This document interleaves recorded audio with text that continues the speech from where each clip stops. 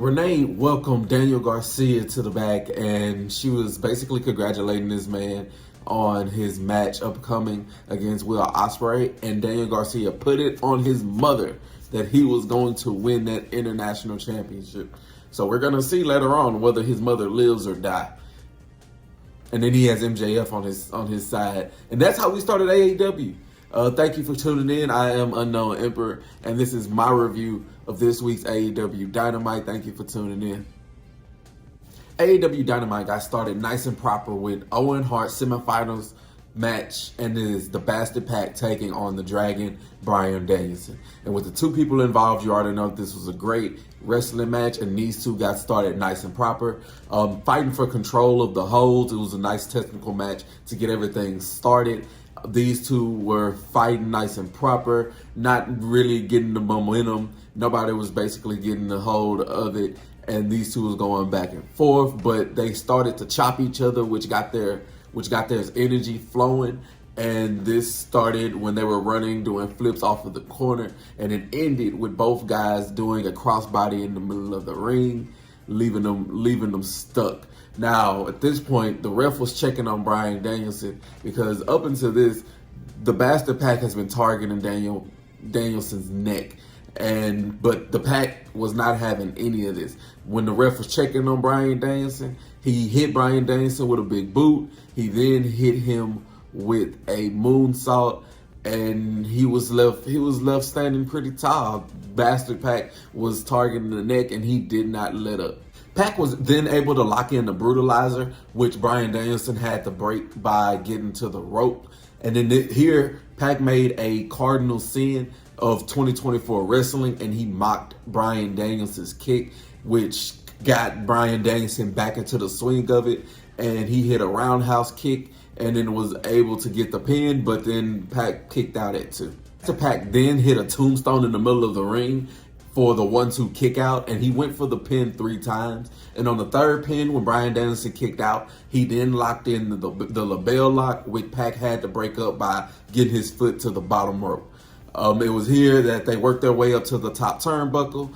Pac then hit an avalanche brainbuster onto Bryan Danielson, which he kicked out at 2. He went up to the top rope again. He missed the black arrow, but Bryan Danielson got the psycho knee in. It was here that Bryan Danielson was a little bit too tired to get the pin. So these two, they started trading submissions. We got a label lock, we got a brutalizer, and then they started trading roll-ups, surprise roll-ups. This was kind of the ending of Claudio and Pac's match, but it was here Bryan Danielson got the most surprise out of his roll-ups. 1, 2, 3. Bryan Danielson goes on to the final of the Owen Hart tournament, and he will face the winner of the other side bracket to see who goes on to fight for the AEW championship. Now, this match was great. If you have your time, go back and watch this match. It was nice. I enjoyed it, and Bryan Danielson is just gonna give everybody their best match, and we're just gonna sit here and enjoy it. So I'm ready to see how this Owen Hart tournament plays out and see how this bracket kind of comes together. Willow Nightingale then was backstage telling us why her mantra is nothing else matters, smile anyway, and her energy is infectious, her personality is great, her story is beautiful, she can wrestle in the ring, and I just love it every time that she graces my screen with her presence. Thank you, Willow, for being who you are. Next, it led to Mark Briscoe being in the ring, and he was getting cheered. He was basically in the middle, turning up, doing what Mark Briscoe does, and he was letting us know that he is going to be the first person to qualify and put himself in the AEW versus Elite Blood and Guts match. And it was here that Jack Perry got the jump on him. He hit him in the back with his title. Kyle O'Reilly came for the save, and he didn't see Okada coming, so Okada hit Kyle O'Reilly with the Rainmaker, and then the EVPs came out. They hit the EVP trigger on Mark Briscoe, and they were going to do a little bit more posing, a little bit more damage, but until the Acclaim came out. And it was here that whenever the Acclaim came out, because they are going to challenge for those AEW Tag Team Championships in the future, that the Elite ran away. I don't know who the Elite is going to have as their 5th member, and we don't know who else is going to get added to Team AEW. It's going to be a toss-up on both sides, but am I ready for the Blood and Guts match? Yes. Are we going to stream it and be here live? Yes. You bring your popcorn, we're gonna be here and enjoy every second of it. Chris Statlander taking on Willow Nightingale was next, and Chris tried to get the jump on our girl Willow, but this was all in vain because Willow was whooping her ass and sent her flying and was tossing her around and was really dominating the beginning of this match until Chris Statlander cheated and put her thumbs in her eyes and tried to take them out. These two were fighting on the apron, and Chris went for a suplex and was gonna try to damage her, but she fell off, and Willow Nightingale returned the favor by hitting the cannonball off of the apron on the Chris Statlander at this point. And this match was getting nice and good. Chris Statlander was on top, but Stokely Hathaway thought that she needed a little bit more incentive into the match, so he put the chain into the corner and tried to distract the referee. Chris grabbed the chain and went for the hit on Willow. She missed, almost hit Tony, and then she got rolled up. 1, 2, 3. Willow Nightingale is heading to the next round of the Owen Hart tournament. And yeah, this match was good. We breezed through it because it wasn't really much to harp on. It was a nice, enjoyable match. And whenever Willow wins, we enjoy it here at the Empire because we appreciate Willow here. And I'm ready to see, because I'm thinking it's gonna be her versus Mariah May, and anything can happen at that point. A returning Britt Baker then made her way to the ring, and this was kind of bittersweet for me. And it's only bittersweet because I kind of didn't enjoy the segment because of the crowd that they had. It was kind of like they was talking through her. They wasn't really giving her the reaction until she started talking about how she had like a mini stroke and how she didn't think she was going to wrestle again, and she was depressed and stuff along those lines. And so she was garnering a lot of sympathy and stuff because we've missed Britt Baker for the last 10 months. But then we heard a car come. It was Mercedes Moné arriving, and the EVPs telling her that she can go to the ring and get her ceremony started. And then they started to set up for the ceremony while Britt Baker was still standing in the ring. So Mercedes Moné came. They had a little tit for tat saying that Britt Baker told her that I stole your moment and now you're trying to steal my moment. They traded, calling each other bitches, but Britt Baker asked her for all in, and I guess we got it. It was kind of like, give me a title shot, you're going to get it, type of deal.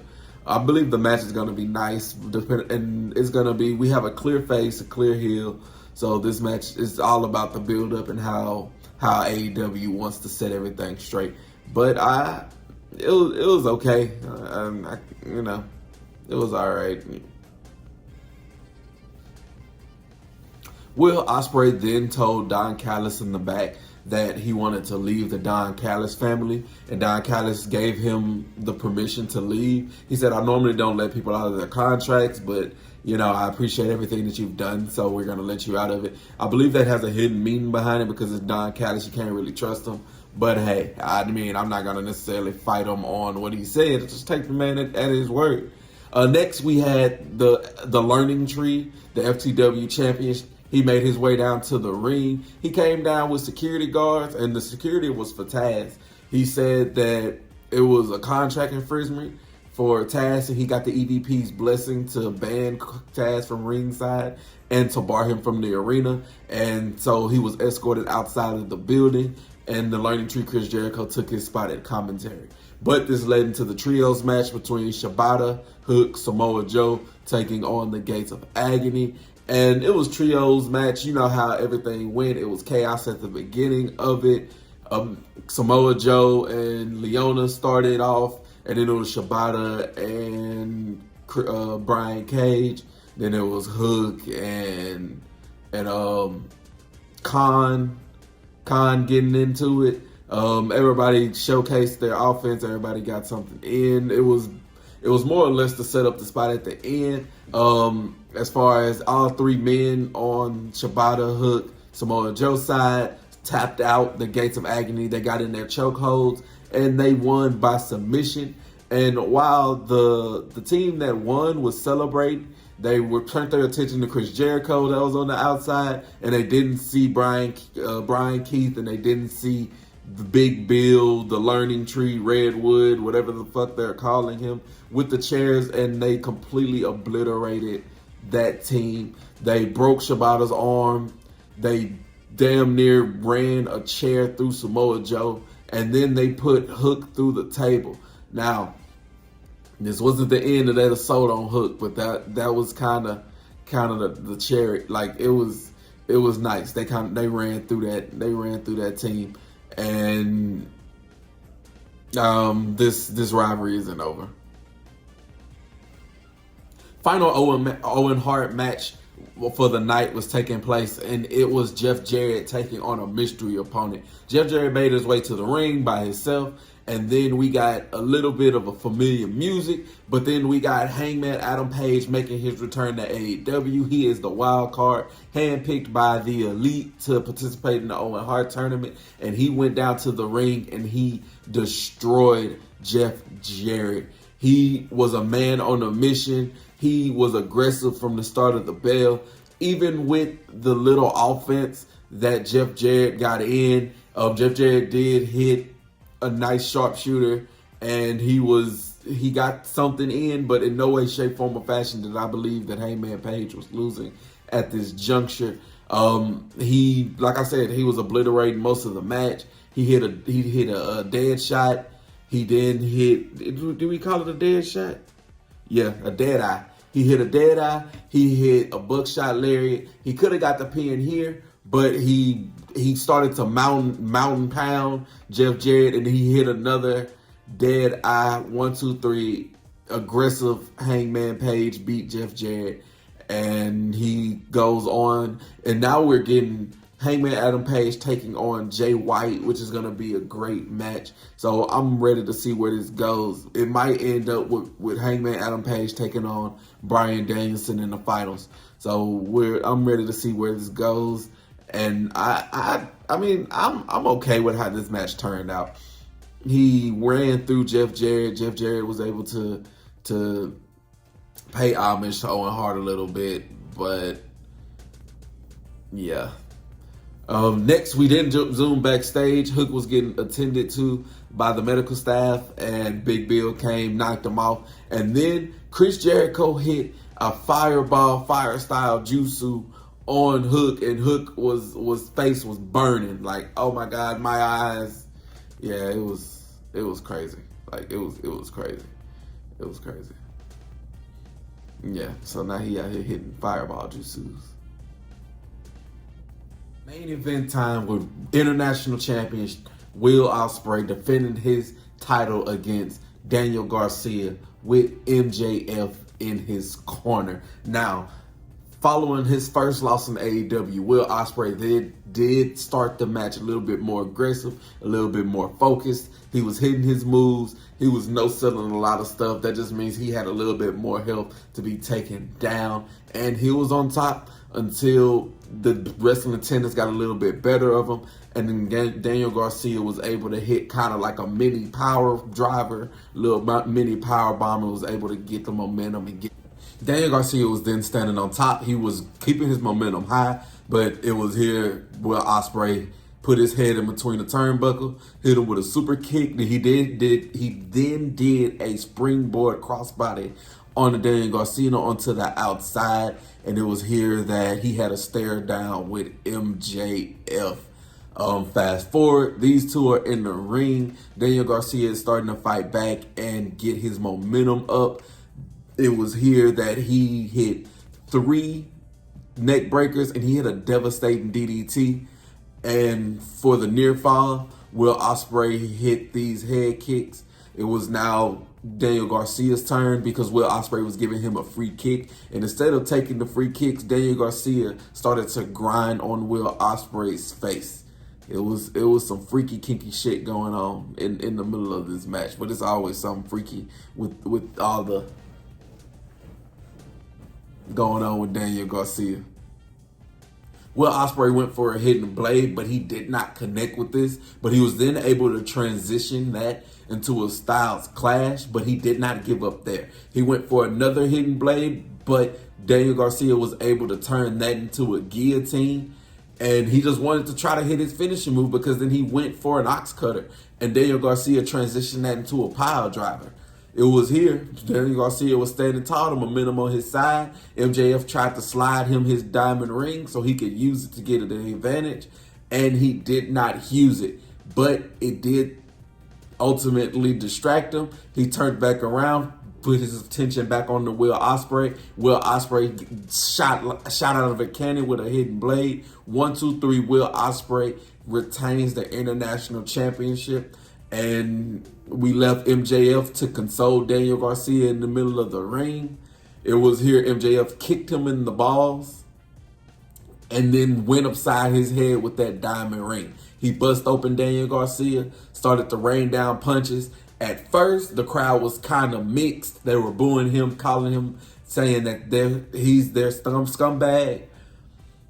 He didn't stop there. He continued to bust open Daniel Garcia, and then he put him on the second rope and hit a tombstone pile driver from the second rope. Daniel Garcia was took out on a stretcher, and Will Ospreay had to come back and run MJF off, which sets up a program between Will Ospreay and MJF. And then it sets down a title match down the line between Daniel Garcia and MJF if MJF were to win that international champion. MJF, Will Ospreay, 2 of my top 5 wrestlers. I enjoyed it. The wrestling match between Will Ospreay and Daniel Garcia was great. 2 great wrestlers. Now, I knew Daniel Garcia could wrestle, but going up against Will Ospreay, you kind of get another viewpoint about how good someone is. But I enjoyed the match. You let me know what you thought about this week's AEW Dynamite. You like, share, subscribe. Check out any other videos in the Empire that you would enjoy, because we have loads here. And see you when I see you. I do appreciate y'all. Y'all have a blessed one.